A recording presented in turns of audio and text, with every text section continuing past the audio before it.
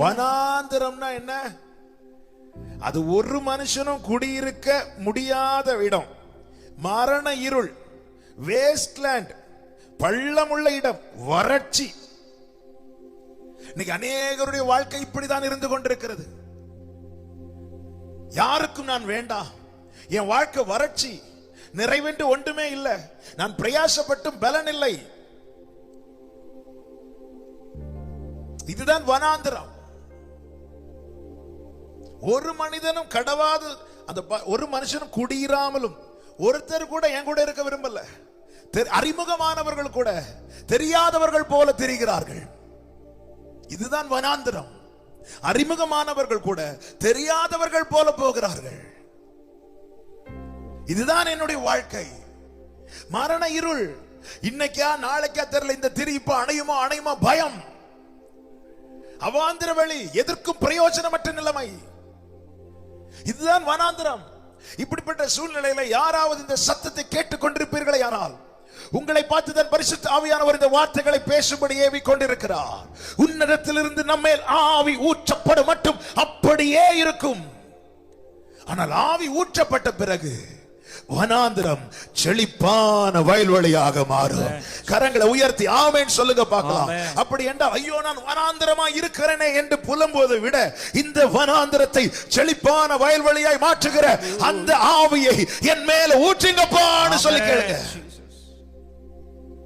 ஓ நான் இப்படி இருக்கிறேன், எதற்கும் உதவாதவனாய், ஒன்றுமில்லாதவனாய், ஆமென், ஒருவரும் ஏறெடுத்து கூட பார்க்க விரும்பாதவனாய், இப்படிப்பட்ட ஆமென் ஒரு மரண இருள் சூழ்ந்த நிலையிலே நான் இருக்கிறேனே என்று புலம்புவதை விட்டு இந்த வனாந்திரத்தை ஏதனை போல, இந்த வனாந்திரத்தை ஆமென் செழிப்பான வயல்வெளியாக மாற பண்ணுகிற உன்னத ஆவியை என் மேல ஊற்றுங்கப்பா என்று நீ கர்த்தரை நோக்கி கேட்பாயானால் இந்த வார்த்தையை நீ சுதந்தரிப்பாய்.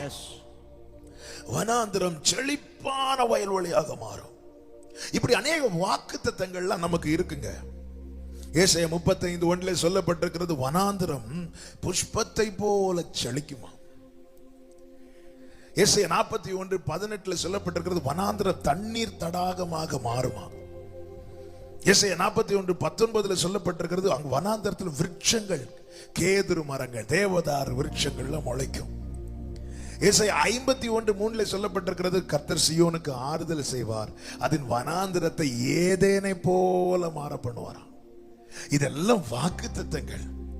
இன்னைக்கு அநேக வாக்குத்தத்தங்கள் நமக்கு கொடுக்கப்பட்டிருக்கிறது, ஆனால் வாழ்க்கையோ இன்னும் வனாந்திரம். இன்னைக்கு அநேகருடைய டைரி எடுத்து பார்த்தா வாக்குத்தத்தமா இருக்கு. வனாந்திர புஷ்பத்தை போல செழிக்கும், வனாந்திர தண்ணீர் தடாகமாக மாறும், வனாந்திரத்தில் விருட்சங்கள் முளைக்கும், வனாந்திரம் ஏதேன் தோட்டத்தை போல மாறும். வாக்குத்தத்தமா இருக்கு, ஆனா வாழ்க்கையை பார்த்தா வனாந்திரம். ஆமென். டைரியில வாக்குத்தத்தம் இருக்கு, பைபிள்ல வாக்குத்தத்தம் இருக்கு, வாழ்க்கையோ வனாந்திரம். இந்த வார்த்தை பேசப்படும் போதே அநேகருடைய கண்கள் திறக்கப்படுகிறது, இருதயம் வார்த்தைக்கு நேராகிறது.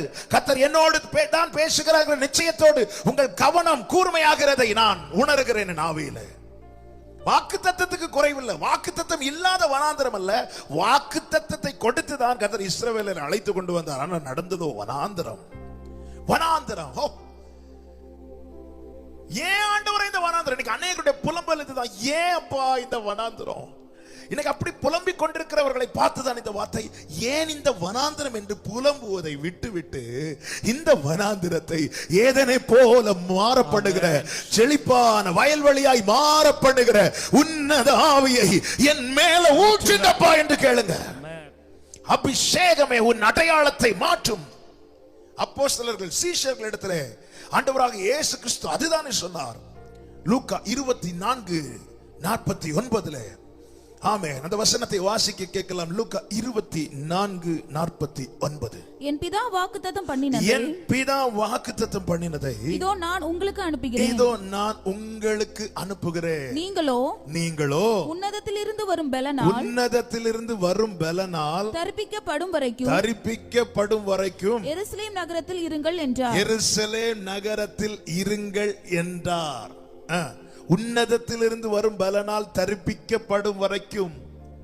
அப்படின்னு என்ன அர்த்தம்? அபிஷேகம் வர்றது வரைக்கும் நீ இப்படிதான் இருப்ப பேதுரு, ஒரு மாற்றம் கிடையாது. அபிஷேகம் வர்றது வரைக்கும், உன்னத ஆவி வந்து உன்னை தொடுறது வரைக்கும், நிரப்புறது வரைக்கும் பேதுருவே உன்னால ஜொலிக்க முடியாது. யோவானே உன்னால ஜொலிக்க முடியாது. யாக்கோபே உன்னால ஜொலிக்க முடியாது. நீ இப்படிதான் இருப்பாய். ஆனா ஆவி வந்ததுக்கு அப்புறம், பரிசுத்தாவி உங்களிடத்தில் வரும்போது நீங்கள் பலன் அடைந்து எருசலேமிலும் சமாரியாவிலும் யூதேயாவிலும் உலகமெங்கும் எனக்கு சாட்சிகளா இருக்க முடியும். கைகளை உயர்த்தி ஆமென் சொல்லுங்க பார்க்கலாம். ஹல்லேலூயா. அப்ப உன்னதத்திலிருந்து ஆவி ஊற்றப்படும் வரைக்கும் இந்த வனாந்தரமாக தான் இருக்கும். இதை நல்லா புரிஞ்சுக்கணும். ஆமென் ஆமென். ஏதோ உணர்ச்சி வசப்படுத்தவோ அல்லது ஏதோ ஒரு வாக்குத்தத்தத்தை பிடிச்சிட்டு ஆண்டவரை மாத்துங்கப்பா மாத்துங்கப்பா மாத்துங்கப்பான்னு கேட்டுட்டு இருக்கிறாங்க அநேகர். சத்தியத்தை நான் உங்கள் மத்தியிலே சொல்லிக் கொண்டிருக்கிறேன். உன்னதத்திலிருந்து ஆவி ஊற்றப்படும் வரைக்கும் வனாந்தரம் தான். வாக்குத்தத்தங்கள் இருக்கிறது, வாக்குத்தத்தங்கள் இருக்கிறது. வாக்குத்தத்தங்கள் இல்லை என்று சொல்லவில்லை. வாக்குத்தத்தங்களை எல்லாம் நான் கொஞ்சம் வாக்குத்தத்தங்களை சொன்னேன். இதே போலதான் அநேக வாக்குத்தத்தங்களை பிடித்துக் கொண்டு இத்தனை ஆண்டுகள் நீங்கள் வாழ்ந்து கொண்டிருக்கிறீர்கள். இவ்வளவு தூரம் நீங்க டிராவல் பண்ணி வந்திருக்கிறீங்க. ஓகே, என்ன ரிசல்ட்? வாக்குத்தத்தத்தை பிடிச்சிட்டு இருக்கிறீங்களே. கையில வாக்குத்தத்தம், வாயில வாக்குத்தத்தம், நினைவுல வாக்குத்தத்தம், சிந்தையில வாக்குத்தத்தம், இருதயத்துல வாக்குத்தத்தம். இந்த வாக்குத்தத்தம் தான் இதுவரை கொண்டு வந்தது. ஓகே, உன் வாழ்க்கை எப்படி இருக்கிறது என்று கேட்டால், அதுவா, அது வனாந்தரம். வனாந்தரம் செழிப்பாய் மாறணும். வனாந்தரம் செழிப்பாய் மாறணும்னா அபிஷேகம் ஊற்றப்படணும். உன்னதத்திலிருந்து இந்த நாட்களிலே பரிசுத்த ஆவியானவர் திட்டமும் தெளிவுமாய் உணர்த்துகிற காரியம்.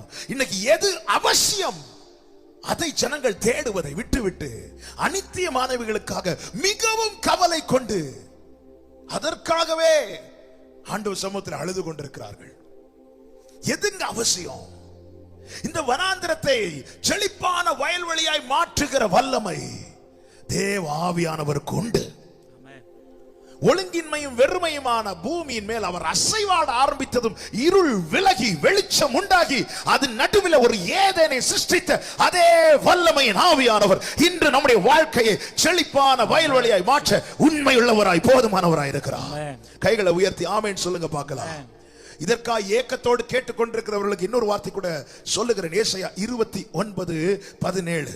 ஏசாயா 29:17.